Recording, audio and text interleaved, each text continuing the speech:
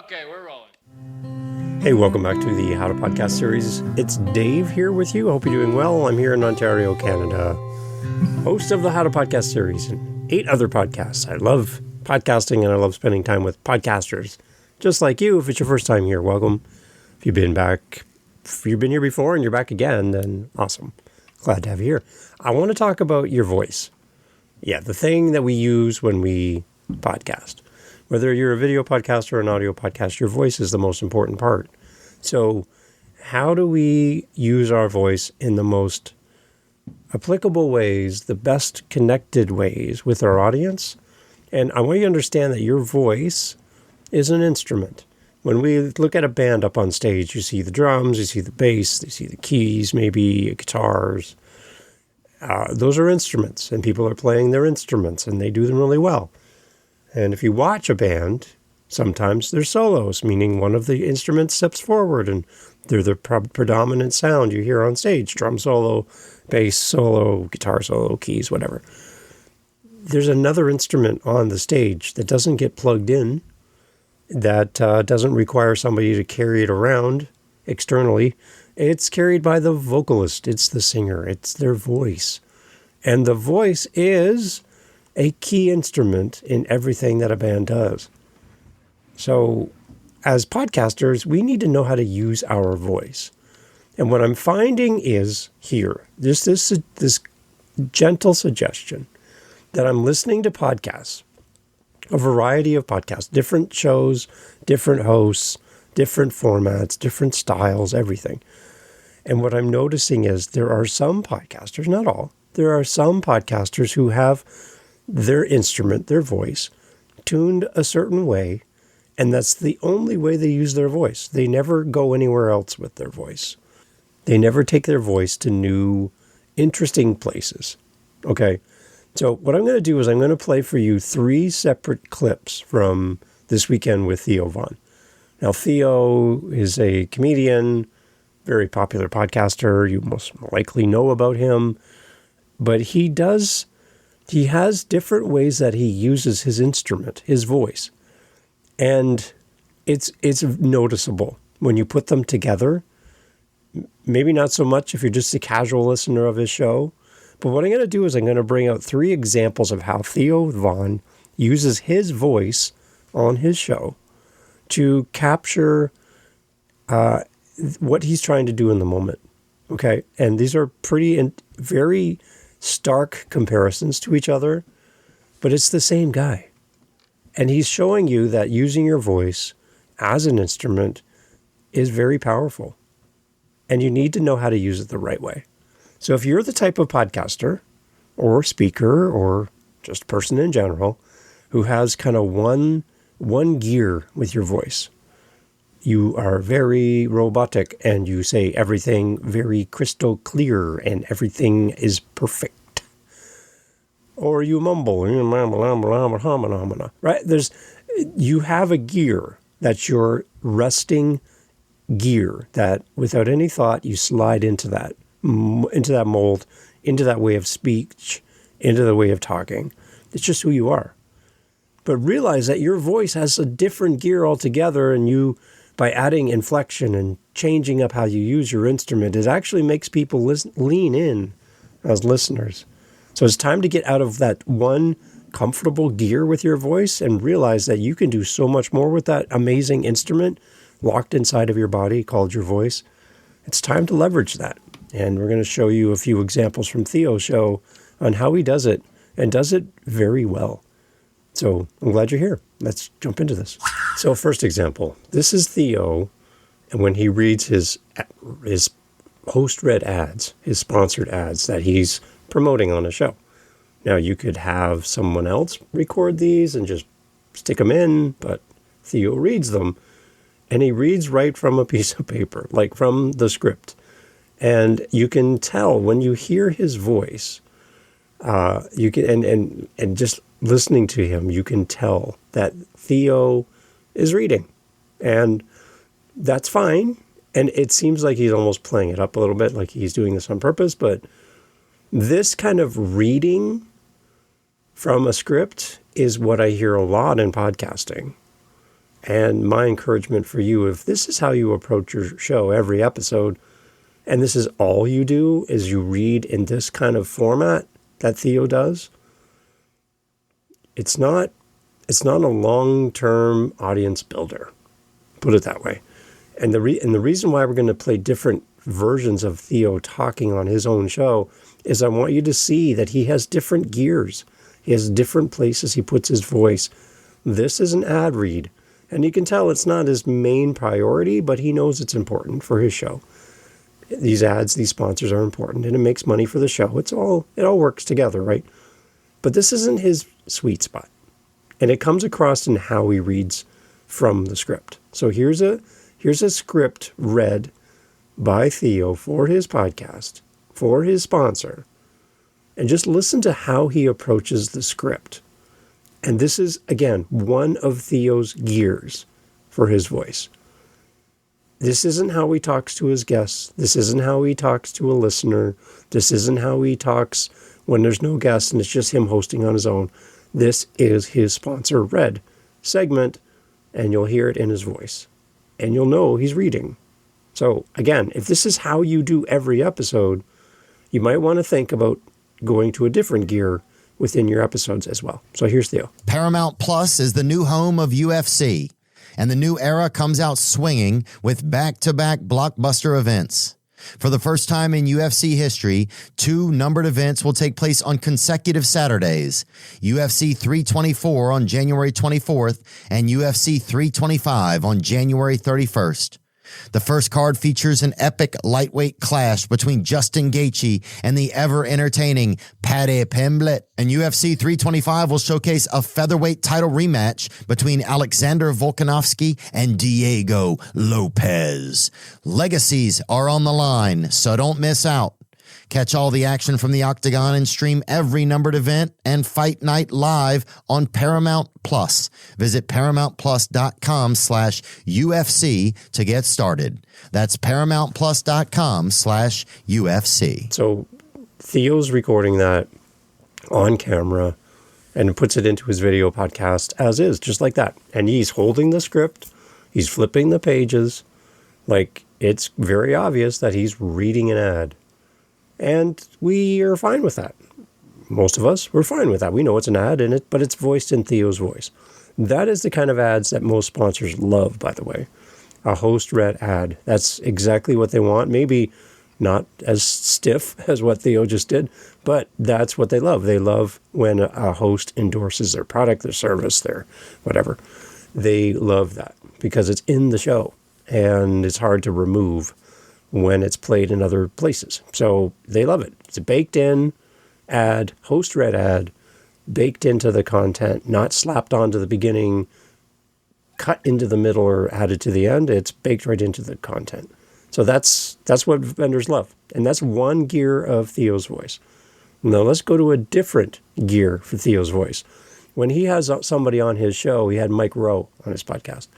And with Mike and Theo have a relationship that's budding over time, and you can tell that they're both comfortable with each other. They laugh. They have inside stories and inside connection with each other, and it comes through on the mic. And this is cool because you can feel Theo's a totally different person with Mike than he is reading an advertisement. So here's a different gear for Theo as an example of when Theo is really comfortable with his guest and when Theo is connecting in conversation. You can just feel this is completely unscripted. He's not reading from a piece of paper, and he's just having fun with his guest. Here's Theo and Mike, just kind of the opening of their podcast episode together with Mike as a guest on Theo's show. Here's an example of just two people having a great conversation in a relaxed environment as a different gear compared to that host-read ad. Here we go. So this is the kind of thing, man. I would sit there for 3 hours in the middle of the night trying to, there was no training program or anything. You know, they would just bring you these things that look like you'd get them out of that machine on the Carnival Midway with the claw. Oh, you know? Yeah. You know, it was really just stuff that had failed to sell in prime time. And so if you're new, there's no training program. They just put you on in the middle of the night and they just bring you this stuff, man. One thing after the next, and you talk for 8 minutes. I love that. We should bring that back. What if we brought something like that back? Well, I mean, QVC is still on. It's just that back in those days, no one really knew about it. They didn't have any big vendors or anything. Today, they do $6-7 billion a year. Do they really? Giant. It's huge. Home shopping is huge. Wonder if we should do, what if we did a fun one on like YouTube and we sold American products that were American made, Mike? I'm in. So the big thing in all of this is I'm not trying to make you be Theo Von. Theo Von is really good at being Theo Von, and you're probably terrible at being Theo Von, so am I. I'm really good at being Dave Campbell.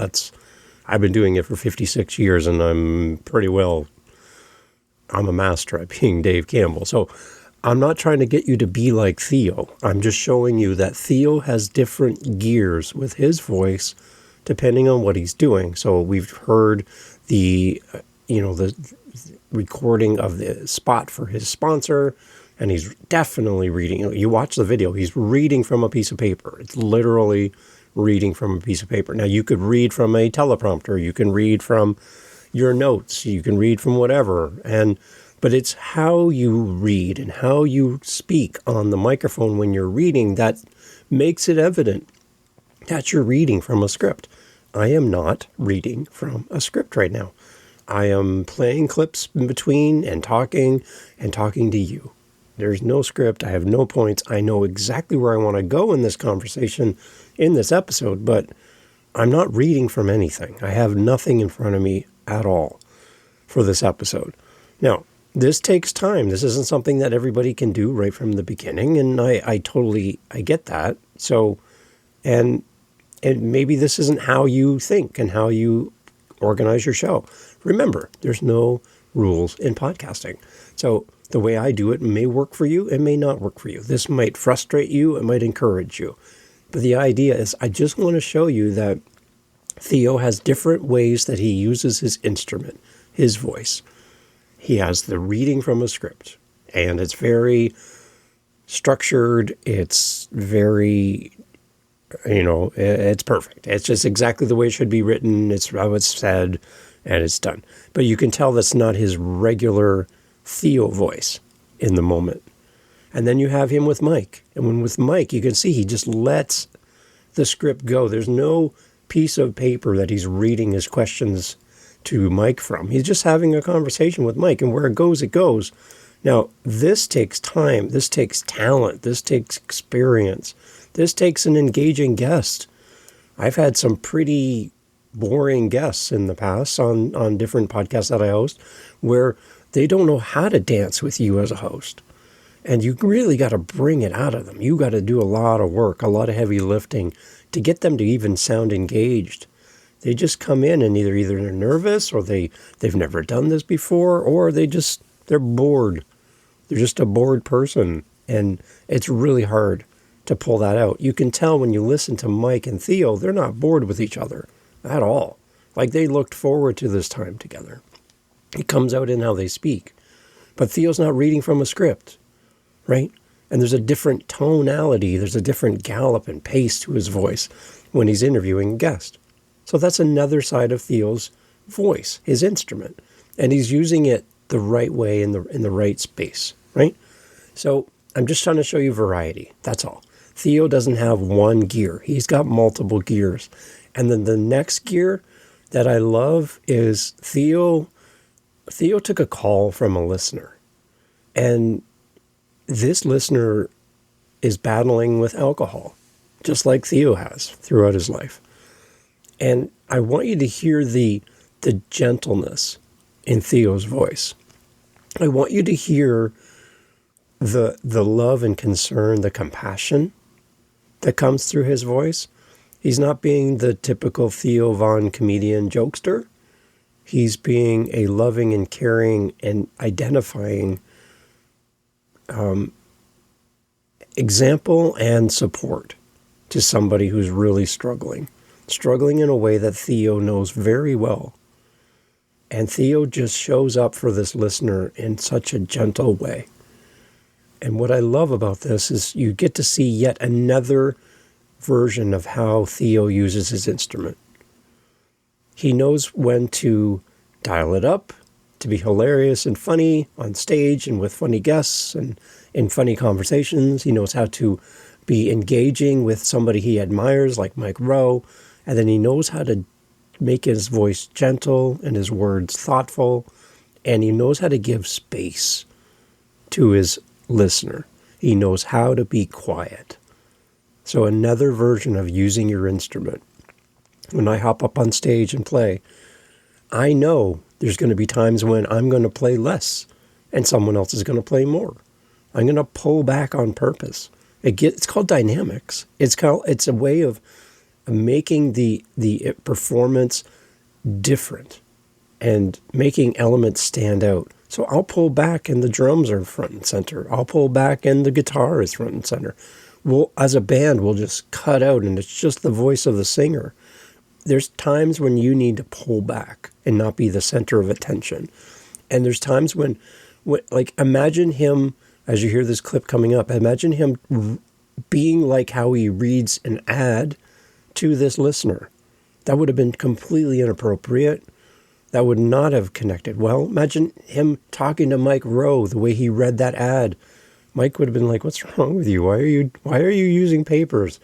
What is happening here?" Right? You need to know the different ways to use your voice. And you need to practice using your voice in different ways. It goes together. So here's a clip of someone calling in to the show, to Theo, sharing their heart and their struggles. And hear how Theo responds, and hear how Theo interacts with a listener in a kind and gentle way. As two people who understand each other's journeys, it's pretty powerful. And this is what I love. It's one more way to use your voice. Here's Theo. Man, I just want to be a good dad. I just want to be something that my kids can look up to and have pride in and want to be like. But that's not what they're seeing right now. And it's killing me, man.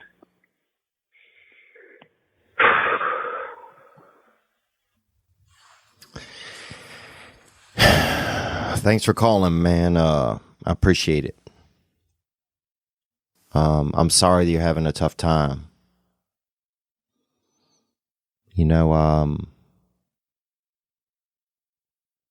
It's brave of you to call.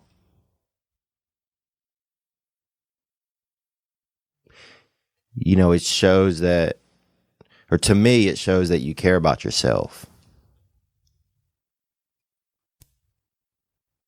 Yeah, I can relate a lot, man. I can relate a lot. I think we are a lot the same. I just keep trying, but I was just not finding solution, not finding comfort. Man, it gets tiring. It gets so tiring, just the energy we spend just spinning our wheels, man.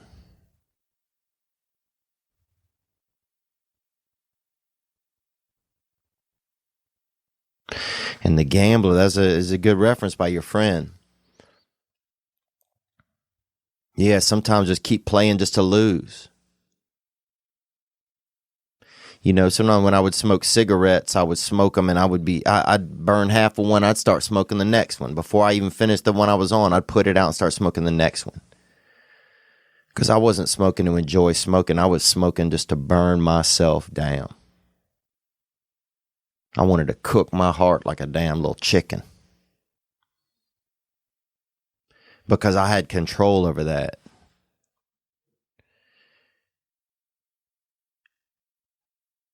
Yeah, just playing to lose, man. I don't care if I lose, but at least I lose, I'm in control if I lose. That's this thing that's this story that there is. That's the feeling. Watch me wreck my life. Don't you care? That was this thing always inside of me. Watch me, watch me. When it came to my addiction and stuff, or when it comes to it, that's a story that's inside of me sometimes, or that can be inside of me.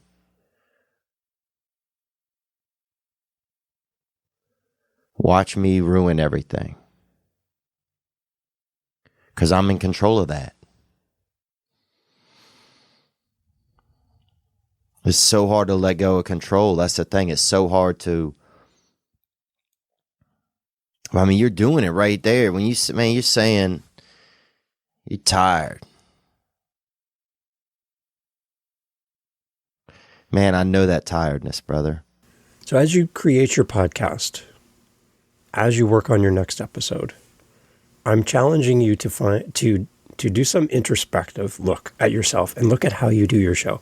Are you using one lane for your voice? One way. You just do it this way. You sound robotic. You sound like you're reading. You don't have any inflection. Your voice does not go anywhere. There's no gallop. There's no pacing. There's no breaks. It's just you rattling through a bunch of words on a piece of paper or on a teleprompter. Can you go somewhere else? Do you have another gear? Do you have something else you can tap into? Because the variety is what's going to make people lean into you. So think about that. If you are a very structured speaker and every word is precise, every word matters, that's great. But when can you step aside and talk to me as a listener without the paper? Like, when can you forego all of your perfection and just talk to me like it's just you and me, like you would your best friend over coffee at a restaurant? You're not going to read from a script to me if we're best friends talking about life. You're going to look at me in the eyes. You're going to look across the table with your hands grasping and clutching your warm coffee, and we're going to just have a heart-to-heart. There's no script. There's no teleprompter. There's no perfection. It's just us. That's a different gear. And then the gear where you connect with your audience and connect with your guest in a really personal way, where they feel like they're the center of attention. I love that, like how Mike and Theo converse together. And then there's the points where you need to be more gentle and look more in the background and let others take the stage. There's a lot of different ways to approach how you voice your podcast. And I'm just encouraging you to not just pick one, but go there with your voice, go there with your instrument, tune it up, practice with your instrument, know your instrument, know where your highs are and your lows are, know where you can go in your voice, how you can make it dramatic and empowering, how you can hold back and give people space. Your voice is an instrument. And if you focus on it and you let it develop, your podcast is going to grow because people love to hear real people. In a world of AI voices, in a world of fake everything, to have a real human being, have a real experience in real time is what are going to make people come back to your show. So keep it in mind.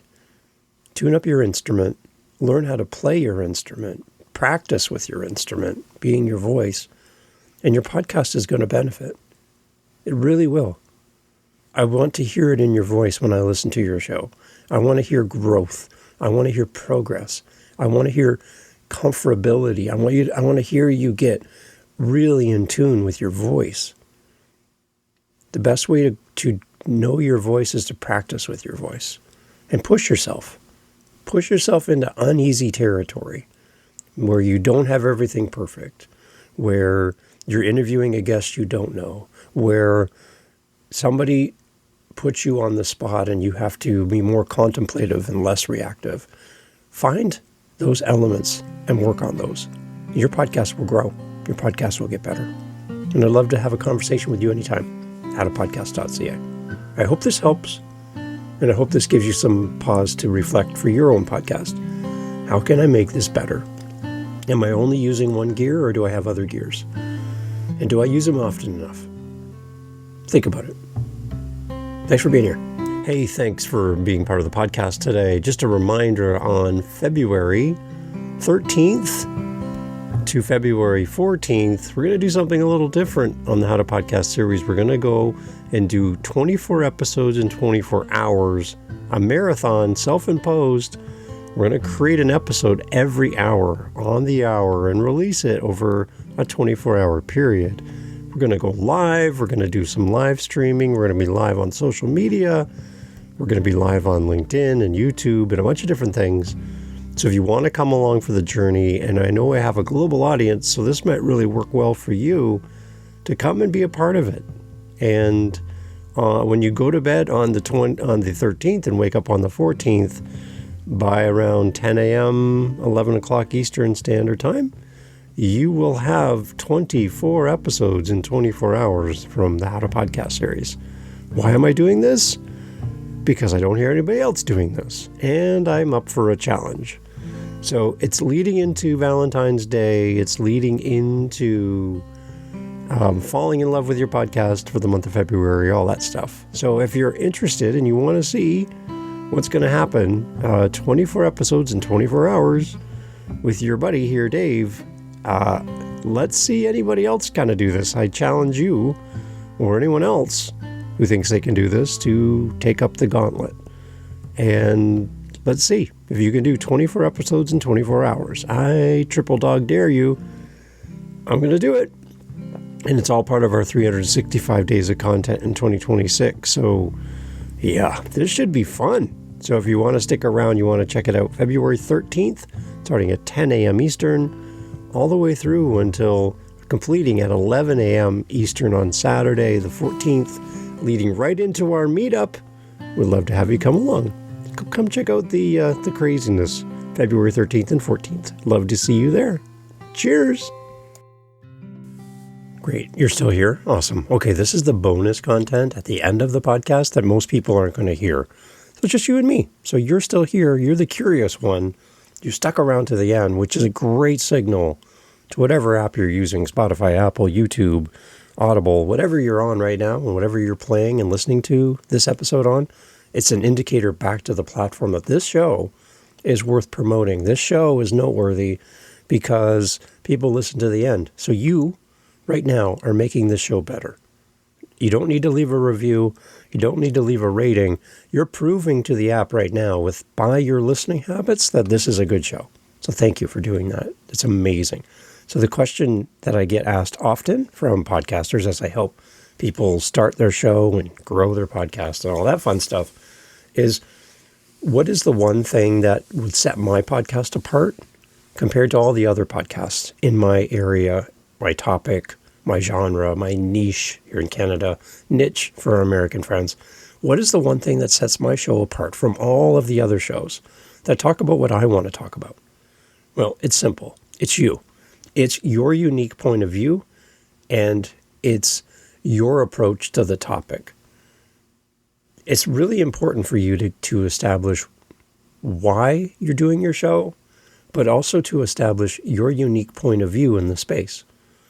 So if you have a topic around, let's say, real estate, you have a real estate podcast, and all of the other real estate podcasts in your area, in your geographic space, in podcasting, they talk about a specific component or area within real estate.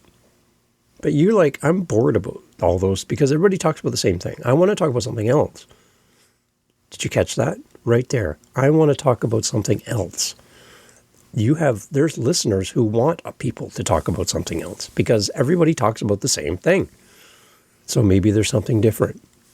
So as a real estate agent with a real estate podcast, should you be talking about market trends, or should you be talking about the best color to paint your house if you want to sell your house the fastest? Well, that's an interesting topic. You could bring on an interior decorator. You could bring on a home stager. You could bring on people who talk or are experts in the space. But what makes a home sell itself? Instead of talking about market conditions and mortgage rates, right? So you could separate yourself from the other shows by simply leaning in on your unique point of view and find the gaps. To do this, you can't just create the gaps from your head. You have to go listen to those other shows. My encouragement for every new podcaster is to go listen to 5 or 10 different podcasts, a couple episodes from each, just randomly go through from your ideal audience and your ideal topic. These could be called your competitors. They are your competitors. But go listen to their shows. What do they cover and what don't they cover? And could you, even for the things that they cover that you're interested in, do you have a different approach? Do you have a different thought? Has the things they talk about not worked for you and you've come up with an alternative? Lean in on your own unique point of view. That's what's going to separate you from the other shows and attract more people, because you're filling a need that's unmet in those other podcasts, because they all seem to talk about the same thing. What do I do on the How to Podcast series? All right, here's a perfect example. I don't talk tech. I don't talk microphones. I don't talk about earphones, headphones. I don't talk about all this stuff, cameras and all that. Why? Because there are a crap ton of podcasts that do that. And I don't listen to them because I bought one mic and I'm done. I don't need to go and have microphone envy and want to buy the next one and always be purchasing a mic every year. I have a thing called a marriage. And having a marriage also requires justifying my purchases. So I don't have a burning desire for tech. So I don't listen to those shows. I find them quite exhausting and boring. So I don't do that on the show. That's my unique point of view. This isn't a tech show. Even though podcasting involves tech, I can get you set up with a $50, $60 mic on Amazon, plugs into your computer, and the conversation is now over. Let's move forward. It's time to start creating.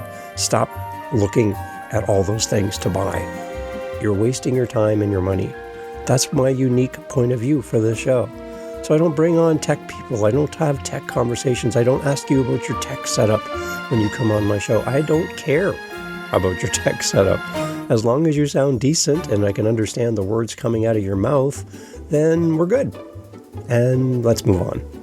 So that's my unique perspective for this show. Find out what your unique perspective is, lean into that, be known for that, and that's going to help you grow your show and be the show that people are looking for.